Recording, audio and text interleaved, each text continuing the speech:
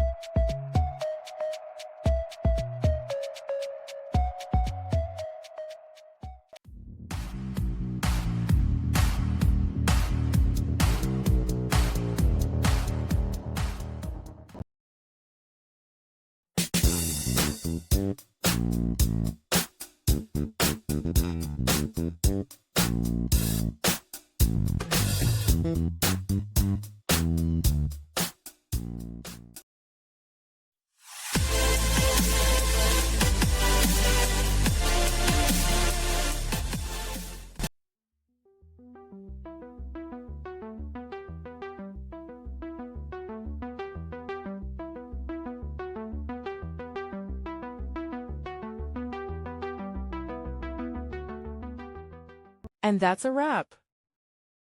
I hope you found the answer you were looking for. If you did, take a second to hit that subscribe button. It really helps out. And let me know in the comments which solution worked best for you. See you next time in the debug zone.